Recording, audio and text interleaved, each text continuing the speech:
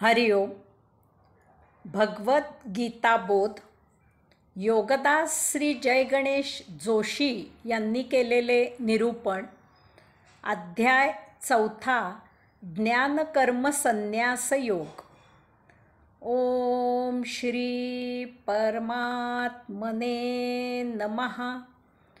अथ चतुर्थोऽध्यायः. जय योगेश्वर. परम आत्म्याला नमस्कार. अध्याय 4. श्लोक क्रमांक 2. एवं परंपरा प्राप्तम इमं राजर्षयो विदुः सकालीनेह महता योगो नष्ट परंतप. परंतपा अशा प्रकारे परंपरेने प्राप्त झालेला हा योग राजर्षींनी जाणला होता, परंतु फार दीर्घ कालावधी लोटल्यामुळे तो योग नष्ट होत गेला. भगवंत श्री अर्जुनाला येथे परंतपा म्हणजे शत्रूला ताप देणारा असे संबोधित आहेत. ते त्याला तू क्षत्रिय योद्धा राजा आहेस असे सांगत आहेत.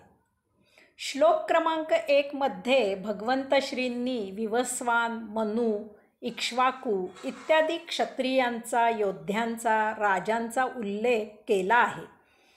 ते अर्जुनाला सुचवू इच्छितात की तू सुद्धा क्षत्रिय योद्धा राजा आहेस. तुझ्यासारख्यांचीच परंपरा योगाचरण हीच आहे.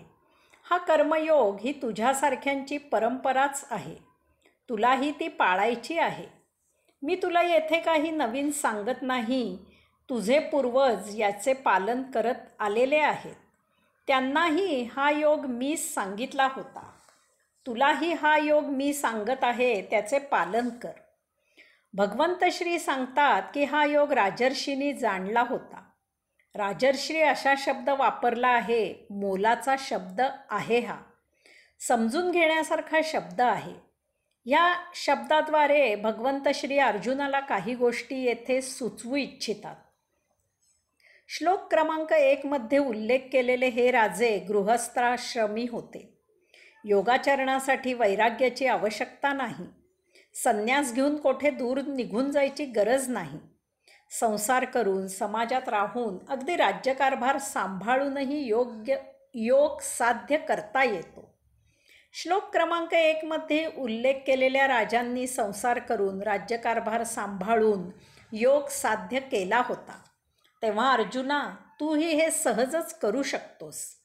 तेव्हा अर्जुना, हा योग साध्य करून आपले राजा म्हणून असलेले कर्तव्य कर्म कर.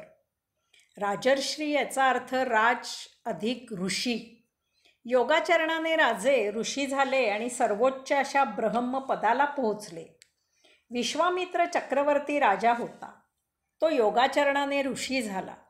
जनक राजा होता, तो योगाचरणाने राज्यकारभार सांभाळून ब्रह्मपदाला पोहोचला. तेव्हा अर्जुना, हा योग साध्य करून आपले राजा म्हणून असलेले कर्तव्य कर्म कर. राजर्षी याचा अर्थ राजे आणि ऋषी असे दोघेही योगाचरणाने ब्रह्मपदाला पोहोचले. योगाचरणासाठी ब्रह्मपदाला पोचण्यासाठी ऋषीच असायची आवश्यकता नाही. क्षत्रिय राजाही ऋषींप्रमाणे योगाचरणाने ब्रह्मपदाला पोहोचू शकतो. याचा अर्थ अर्जुना, तूही क्षत्रिय आहेस, राजा आहेस. तेव्हा हा योग साध्य करून आपले राजा म्हणून असलेले कर्तव्य कर्म कर. राजर्षी ह्याचा अर्थ जसा राजे ऋषी झाले असा आपण पाहिला, तसेच त्याच्या उलटही अर्थ आहे. ऋषी राजे बादशाह झाले. योगाचरणाने परम असे ब्रह्मपद प्राप्त झाले की आयुष्याची इतिश्री होते. आता अशा साक्षात्कारीला या विश्वात मिळवायचे असे काहीही शिल्लक राहत नाही. त्या अर्थी तो चक्रवर्ती होतो. त्याच्या गरजा भगवंत श्री भागवतात. राजाप्रमाणे तो आरामात राहून सर्व काही प्राप्त करतो. असे काही घडते की अशा साक्षात्कारी ऋषींना काहीही कमी पडत नाही. ते एखाद्या बादशाप्रमाणे आरामात राहतात. अशा अर्थी ऋषी राजे होतात, बादशाह होतात. राजर्षी यावरून भगवंत श्री अर्जुनाला सांगू इच्छितात की पूर्वीचे राजे राज्यकारभार योगाचरणाने करत होते. ते भावनेच्या आहारी जात नव्हते. प्रजेच्या हिताचे जे असेल तेच ते करत होते. राज्याच्या वैभवशाली भोगामध्ये ते जसे आसक्त होत नव्हते, तसेच ते आप्त स्वकीयांच्यातही आसक्त होत नव्हते. ते कर्तव्यकर्माने कठोर आचरण करत होते. तेव्हा येथे तुझे आप्त स्वकीय जरी जमले असले तरीही ही युद्धभूमी आहे हे लक्षात घे आणि आपले विहित युद्ध कर्म कर. भगवंत श्री सांगत आहेत की ह्या योगाची फार प्राचीन अशी परंपरा आहे. परंपरा याचा अर्थ पिढ्यानपिढ्या पिता आपल्या पुत्रांना हा योग शिकवत आला आहे. मग प्रश्न असा पडतो की जर पिढ्यानपिढ्या हा योग माहीत आहे तर आता ते सांगण्याची आवश्यकता काय आहे? हा योग अर्जुनाला अगोदरच माहीत असायला पाहिजे होता. जसजसा कालावधी लोटतो तसतसे परंपरा ही योग सांगण्यापुरती शिल्लक राहते. त्यातील जाणणे कमी झालेले असते. कालमानानुसार परंपरा केवळ एक सोपस्कार म्हणून पाळली जाते. त्यामागील भूमिका लोप होते. आज देवपूजा हा एक विधी झाला आहे. मंदिरात जाणे, तेथे दर्शन घेणे हा एक सोपस्कार झाला आहे. फूल वाहणे, अंगारा लावणे, मंत्र म्हणणे म्हणजेच देवपूजा असा समज झाला आहे. पूजा म्हणजे मनाने परमात्म्याशी एकरूप होऊन त्यात काही वेळ स्थित होऊन स्वतः परमात्मा स्वरूप होणे हे विसरले गेले आहे. कालमानानुसार धार्मिक कृत्यामागील अध्यात्म लयाला जात आहे. परंपरेने त्यातील कर्मकांड तेवढे शिल्लक राहते आणि योग नष्ट होत जातो. त्यातही कर्मकांड भ्रष्ट स्वरूपात शिल्लक राहते. प्रत्येकाला त्याचीच परंपरा श्रेष्ठ आहे असेच वाटते. मग तो त्यातील सोपस्कारांचे रक्षण करतो. त्यातील योग विसरतो. कोणी म्हणतो गंध उभेच लावले पाहिजे. ते उभ्याचे आडवे झाले की त्यांची परंपरा मोडते. ते त्याला सहन होत नाही. यज्ञवेदीला एक वीट कमी जास्त झाली की त्याचा धर्म बुडतो.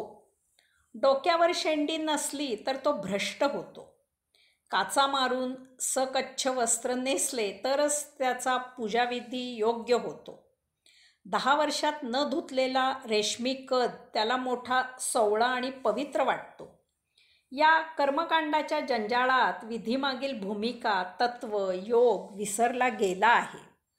सत्ययुगापासून कलियुगापर्यंत मानव हळूहळू जास्त स्वार्थी होत गेला आहे. त्याला स्वतःपलीकडे इतरेजण दिसत नाही. स्वतःचे झाले की झाले अशीच त्याची भावना झालेली आहे.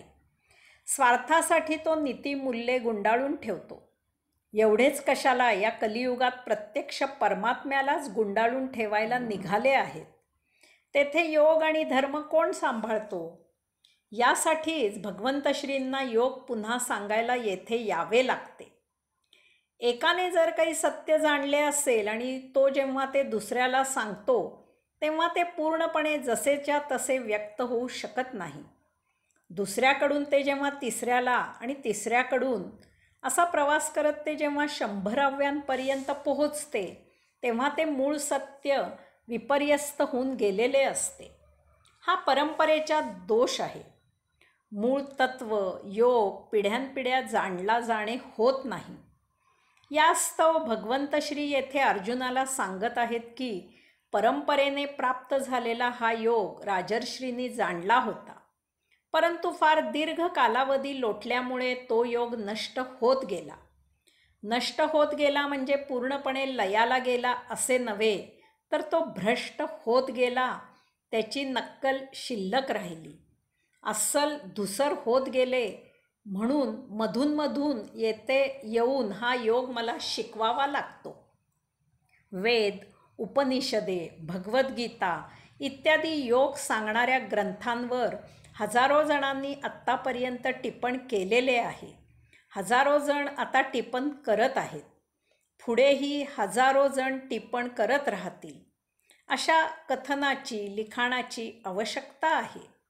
अशा उपक्रमांना आपापल्या परीने प्रोत्साहन देत असावे. आपला खारीचा वाटा उचलत असावे. त्यामुळेच योगाचा प्रसार पिढ्यानपिढ्या होत राहतो माझीही हीच विनम्र भावना आहे. हरिओम.